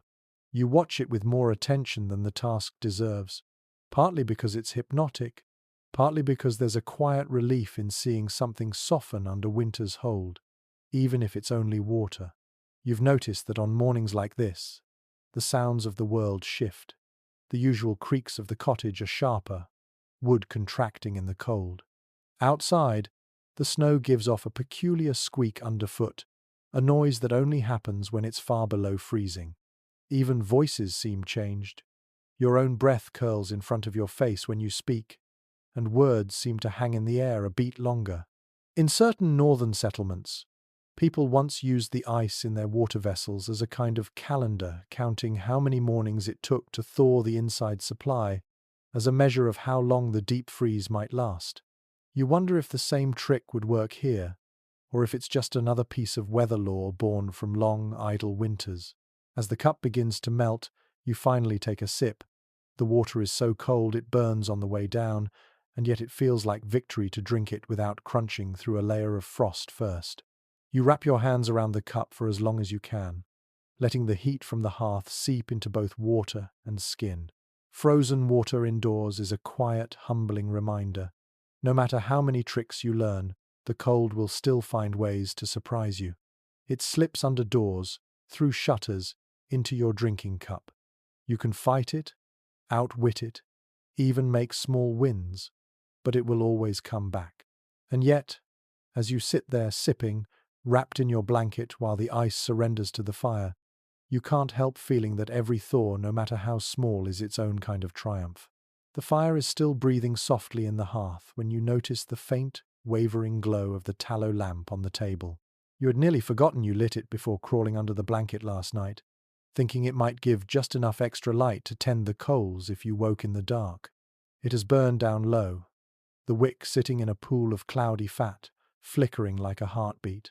The tallow lamp is humble technology, just a clay dish or shallow metal cup, a length of twisted fibre for a wick, and rendered animal fat as fuel.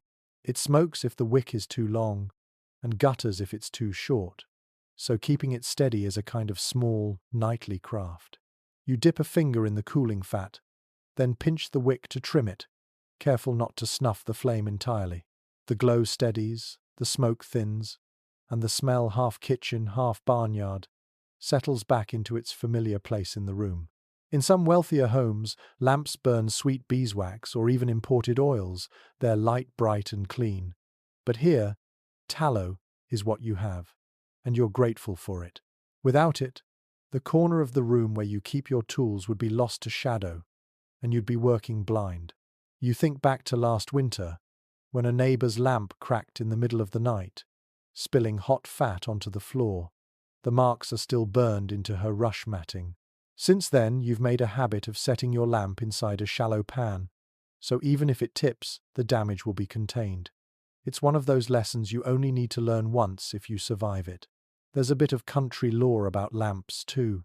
Some say that if your flame sputters without reason, it's a sign the wind is turning and bad weather's on its way. Others believe that a steady, bright lamp means the cold will ease by morning. You catch yourself watching the flame as if it might actually deliver the day's forecast, though you know the truth is, simpler, steady hands make a steady light. The heat from the lamp is faint but focused. If you cup your hands above it, you can feel the air warming your palms in slow, measured degrees. On truly frigid nights, you've seen people hunch over their lamps as though they were campfires, drawing the heat into their faces. You're tempted to do the same now, letting the glow ease the stiffness in your fingers. Maintaining the lamp is part necessity, part ritual. Every few hours you need to feed the wick a little more fat, scraping the solid pieces from the edge of the dish and letting them slide down into the pool where they melt. You've grown adept at doing it half asleep, by touch alone. The movement's as practiced as stoking the hearth. In some regions, you've heard, people save the first drip of melted tallow each night for polishing leather, believing it somehow carries the day's warmth into whatever it touches. You tried it once on your boots. Whether it made them any warmer you can't say, but the leather softened in a way that felt like kindness to your feet. The lamp's circle of light stretches just far enough to illuminate your bedding, your cup, and the corner where the door latch glints. Outside that halo, the darkness is thick and silent, pressing in like snow-laden clouds. The lamp makes a boundary a fragile one, perhaps, but enough to make you feel that inside this ring of light and faint warmth, you are defended. You know the tallow will run out soon. When it does, the flame will falter, shrink, and finally curl into a wisp of smoke, leaving only the slow breath of the hearth to keep the dark from swallowing the room. But until then, you'll guard the lamp, tending its small, stubborn light as you tend your own warmth, patiently, deliberately, against the deep, waiting cold. There are nights when the wind claws at the shutters so fiercely that you can't convince yourself the embers will hold until morning.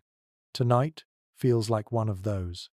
You crouch by the hearth, hands hovering over the faint glow, weighing the risk of building an overnight blaze.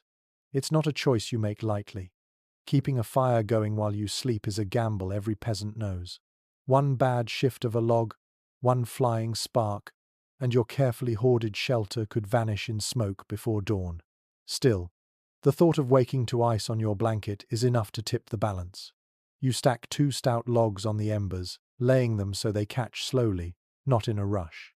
Over them, you scatter a handful of dry twigs, listening for that small, promising crackle.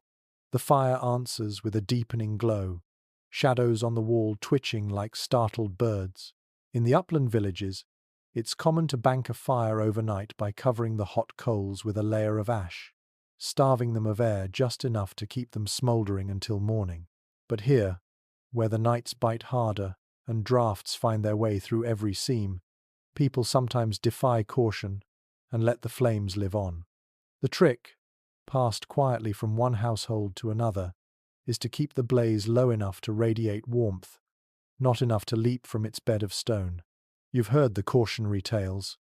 A cousin of yours once swore he woke to find a hole burned clear through his blanket where a spark had landed. Another man in the next hamlet lost an entire wall to a fire that started in the night, the smoke choking everyone awake before they had time to think.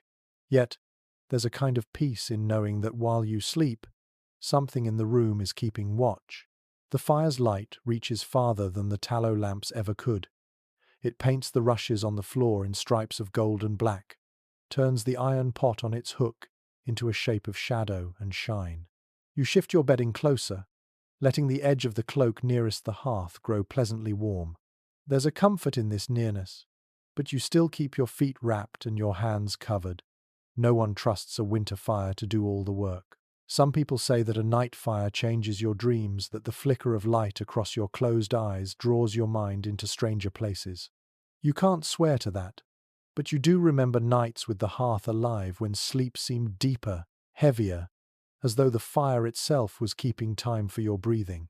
Once the logs have settled into a steady burn, you kneel and use the iron poker to shift a glowing coal toward the front, just enough to light the room if you stir before dawn. It's not as bright as a candle, but it's enough to see the latch on the door, the shape of your boots, the outline of the water jug. Outside, the wind howls and retreats in turns, like a predator pacing at the edge of camp. Inside, the fire cracks softly, its own quiet language of settling wood and shifting ash. You lie back under your blanket, eyes half open, watching the red cores of the logs pulse with each breath of air they take from the room. Keeping a night fire isn't about chasing away the cold entirely. You know better than to think that's possible. It's about holding a line, drawing a warm, flickering boundary the frost cannot cross while you sleep. And when the morning comes, if the logs have burned down to a thick bed of embers, you'll greet them like old friends who kept vigil through the longest hours. The fire has burned down to a low, steady glow by the time you're ready to lie down again. But before you do, there's one more ritual whispered words meant for no one but the dark. You've done it since you were a child, though back then it was more imitation than belief. Now, after enough winters, you understand why people in the village speak to the night before sleep. You kneel near the hearth, feeling the prickle of heat on your cheeks, and murmur the old lines.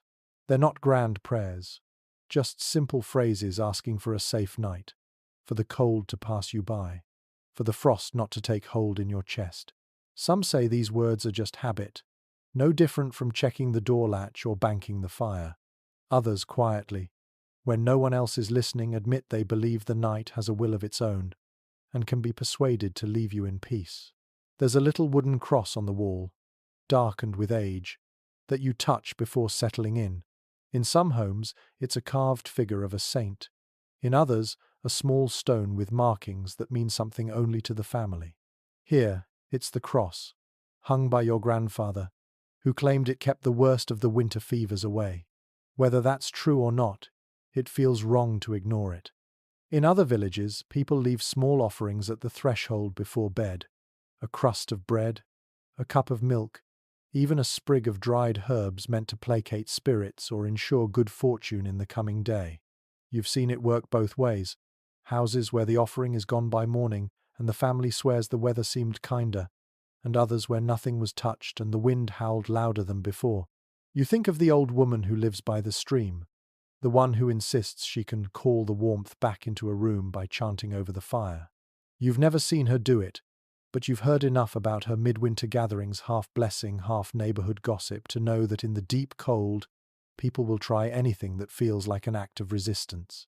When you finally slip under your blanket, you keep your eyes closed and repeat one last line to yourself, almost like a lullaby.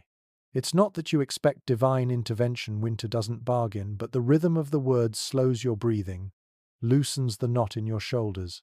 Some historians might dismiss these nighttime invocations as nothing more than superstition born of hardship. But you've lived enough winters to know that sometimes survival is as much about the mind as the body. If speaking to the night helps you feel a fraction safer, then it's worth the breath it takes.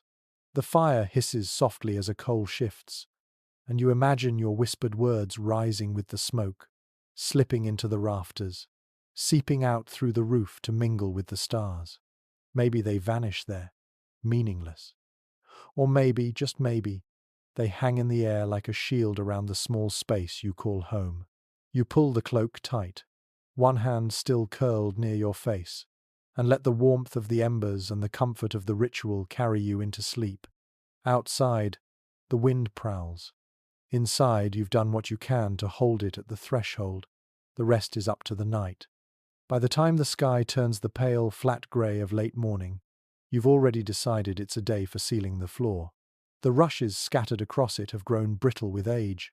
Their once bright green long faded to the colour of straw left too long in the sun. They still serve their purpose, though another layer between you and the cold earth that lies beneath the packed dirt floor. You gather a fresh bundle from the stack in the corner. Cutting them last summer was hard work, slogging through wet ground with a sickle, but this is when the labour pays off. Fresh rushes are flexible, clean-smelling, and dense enough to trap pockets of air beneath them. You start by sweeping away the old ones, sending a small storm of dust motes swirling into the light from the open door. The air smells faintly of earth and something musty, but it feels good to clear it out. Once the floor is bare, you can feel just how cold it is, the chill rising straight into your boots, as if the ground itself is trying to pull the heat from you. You lay the new rushes in overlapping layers, working from one wall to the other, weaving them so there are no gaps. Each step feels quieter now, the hollow thump of bare earth replaced by a muted rustle. In wealthier homes, floors might be covered with woven mats or even planks, but here, rushes have always been the answer.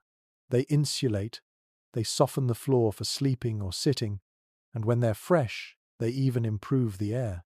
You remember hearing about great halls in the cities where the rushes were mixed with herbs like lavender or rosemary, not for warmth but for fragrance. You have neither today, but the clean scent of green stalks is welcome enough. The work has a rhythm to it. Lift a bundle, shake it out, lay it flat, press it down with the side of your foot. It warms you in more ways than one. You think about how the cold creeps into a room from every direction, through walls, through the roof, and especially from the ground. Even with a good fire, your toes will find the cold spots if you leave the floor bare. By the time you finish, the room feels different. The new rushes are springy underfoot, and the faint, fresh scent mingles with the ever-present wood smoke. You kneel to test the difference, resting your palm on the layered stalks. The floor feels less like a stone and more like a padded bench, the kind of surface that will hold warmth from the fire longer. Some people in the village joke that the floor is the first blanket you should make before winter comes. They're not wrong. If you trap warmth at the ground, everything above it feels easier to heat. You've noticed that on nights after you change the rushes, you sleep a little deeper, the air near the bed less sharp. When you sit back on your heels, you take a moment just to listen. The sound of your movements has changed. Your steps now have a whispering quality instead of a hard crunch. It's a small reminder that winter survival is built from dozens of these tiny changes, each one shaving a little more cold away from your life. You stand, brush off your hands, and feel a quiet satisfaction. Outside, the frost is still biting at the world, but in here, you've stolen back another inch of ground from it. Tonight, when you lie down, the floor beneath you will be holding its own against the cold, and you'll be able to feel it. By the time you step outside for water, the air has the peculiar clarity that comes after several days of hard frost. Every sound is sharper boots crunching on the snow, the faint crackle of ice shifting in the stream, even the distant voices of neighbours carrying farther than they should. And as always, the moment you reach the well, the small crowd is already there, exchanging the day's first words and the morning's coldest gossip. You know this ritual well. People huddle with their cloaks wrapped tight, stamping their feet to keep the blood moving, while their buckets sit in line, waiting for the rope and winch. It's not just about the water, it's about measuring the night by how everyone else fared. Who had ice inside their windows? Whose fire refused to stay lit? Who's still thawing out their bread before they can eat? You take your place, pulling your hood forward against the wind.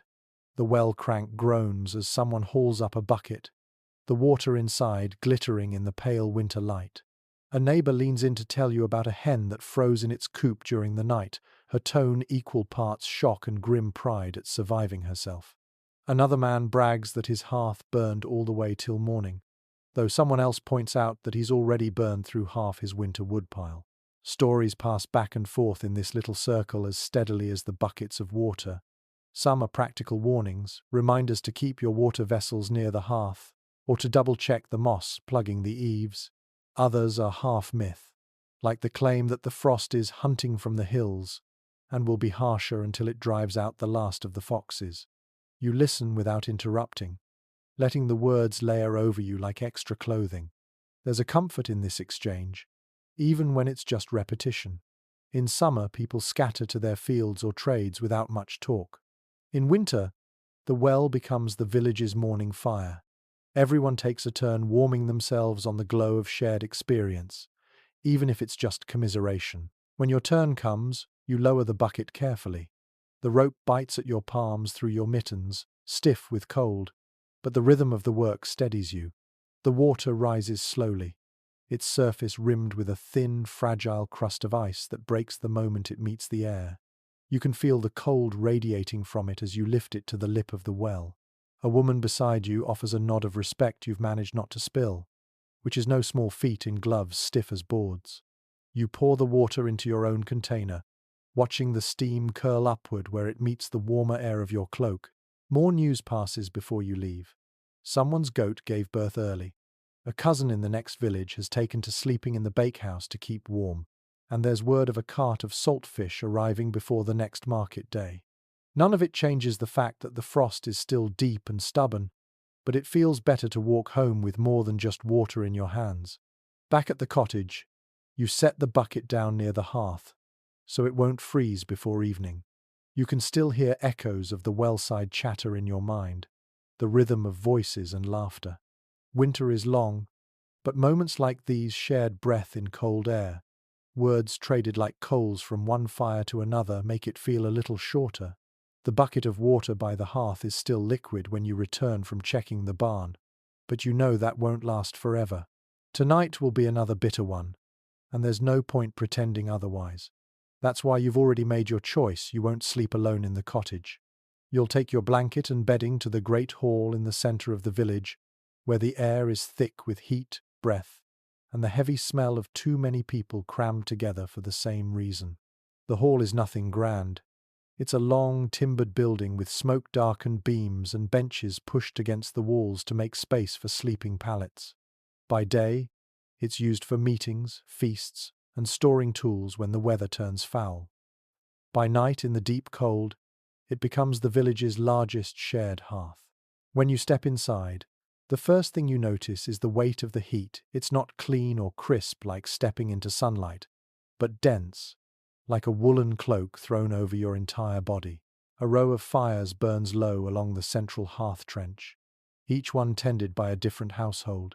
Sparks snap lazily upward into the dim haze beneath the rafters. The floor is covered in a patchwork of rushes, old rugs, and scraps of cloth to soften the ground and trap warmth. You stake out a space along the far wall, unrolling your blanket beside two older neighbors who greet you with a nod. They've already tucked themselves in, their cloaks pulled up to their ears. Around you, the room hums with the sounds of shifting bodies, muffled conversation, and the occasional burst of laughter. Children dart between the pallets until a sharp word from their mother sends them scurrying under a blanket. There's an old belief that sleeping in a communal space like this keeps illness at bay during the hardest freezes, because the shared heat stops the damp air from settling in your lungs. Whether that's true or not, you can feel the difference almost immediately. The air here is warmer than your cottage has been in weeks, though it's tinged with the smell of wood smoke, unwashed wool, and cooking that's been done earlier in the day.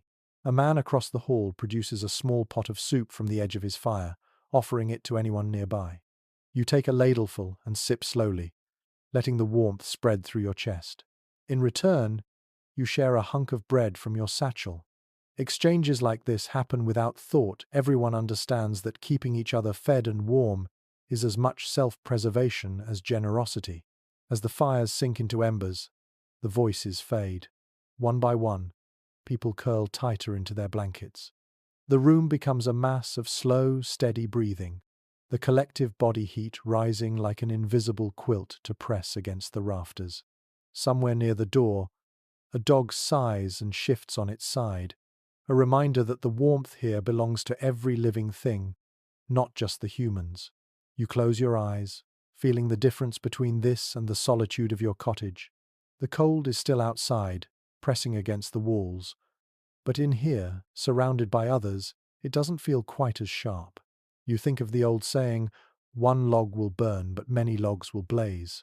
Tonight, you're one of those logs, part of a greater fire, and the night will have to fight harder to get through. You wake in the great hall before dawn, not from the cold, but from the soft, steady drip of water hitting the rushes near your head. When you blink into the half-dark, you see at the edges of the thatched roof are rimmed with ice, and the slow warmth rising from the sleeping crowd has begun to melt the frost above. Tiny droplets gather and fall, landing on cloaks, blankets, and the occasional unlucky face.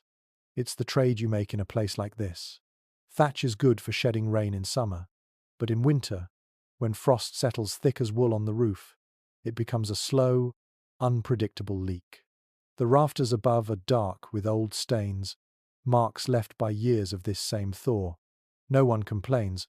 A little dampness is a small price for a night of shared heat.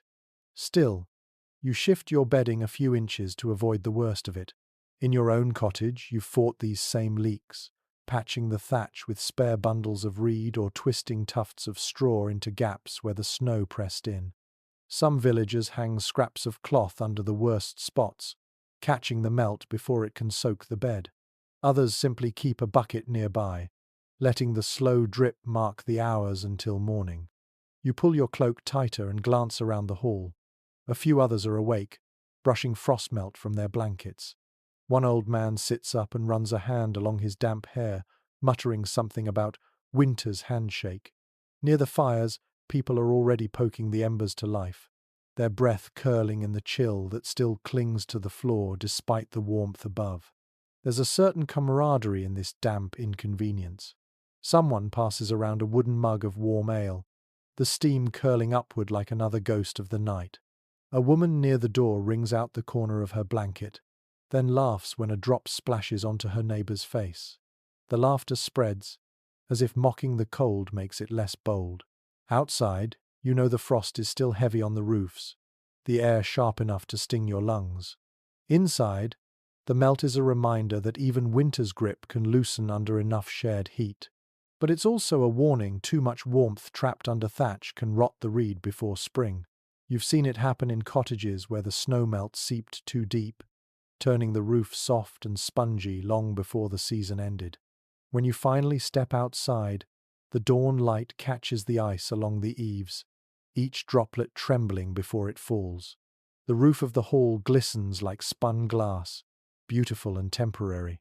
You take a long breath, the air biting but clean, and think about how, even in the coldest months, the line between survival and discomfort is thin, and sometimes marked only by the slow rhythm of meltwater falling onto the floor. Back in your own cottage that evening, the cold is waiting for you like an uninvited guest who's made itself comfortable. The fire has long since died, and the air feels sharper than it did outside, as if the walls themselves have been holding on to the frost. You don't have the luxury of easing into the night slowly. You reach straight for the thickest pelt you own. It's not the soft, supple leather the wealthy wear, tanned to perfection and lined with fur so fine it shines. This is a stiff, heavy hide from a deer taken last autumn, tanned just well enough to keep it from cracking. The fur is coarse, uneven in patches, but when you drape it over yourself, the heat stays in. It has a faint, musky scent that never quite leaves, no matter how long you hang it in the smoke of the hearth. Animal skins are the oldest kind of blanket there is, older than spun wool, older than woven linen. In some of the northernmost settlements, whole beds are made from stacked pelts, reindeer, bear, seal, each one layered for maximum insulation. You've heard travelers say that sleeping under such a mound is like curling inside the body of winter itself, stealing the animal's last warmth for your own. Here, pelts are rarer, You keep yours folded carefully most of the year, saving it for nights when the wind rattles the shutters and you can feel the frost creeping along the floor. Laying it over your straw mattress is like building a second wall between you and the season. The hair traps pockets of air, and the hide underneath blocks the drafts that seep up from below. There's an old belief that certain furs carry more than just heat, that they pass along a measure of the animal's strength or cunning. Hunters will tell you that fox fur keeps you clever, that wolf pelts guard against bad dreams, and that a deerskin, like yours, lends endurance.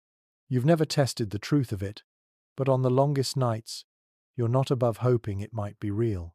The weight of the pelt is its own comfort.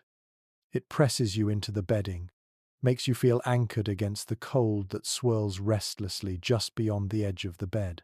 You curl into it, letting the coarse fur scratch lightly at your cheek, and breathe in the mingled scents of hide and smoke. Outside, the wind picks up, carrying the thin whine that slips through any gap it finds. You pull the pelt tighter around your shoulders until the sound fades to a distant murmur. In the quiet, you think about how this hide once moved through the forest, warm and alive, braving the same winters that now press against your door. It feels almost like borrowing another creature's memory of survival.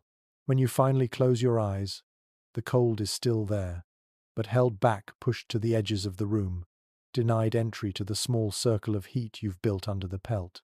You know it's a temporary victory, but victories in winter always are. And still, as you drift towards sleep, you can't help feeling that wrapped in this skin, you might just outlast the night. The first light of morning is thin and brittle, sliding through the gaps in the shutters like slivers of cold glass. You rise slowly, every muscle stiff from a night of lying still beneath the pelt. It takes a few moments for your feet to brave the rush-covered floor, and when they do, the chill shoots straight through your soles. There's only one thought in your head now: get the hearth breathing again, before the frost steals the rest of your warmth. The hearth looks almost lifeless at first glance, a grey bed of ash where last night's fire once glowed. But you know better than to trust appearances. You crouch low, using a small iron rod to prod gently through the ash until you find them, a few stubborn embers, dull red at the center, pulsing faintly like the heartbeat of a sleeping animal. They're not much, but they're enough. You pull the tinderbox close, dry moss, curled shavings of wood, a twist of old linen charred on one side. Working quickly, you stack the smallest kindling first, arranging it so the embers can breathe.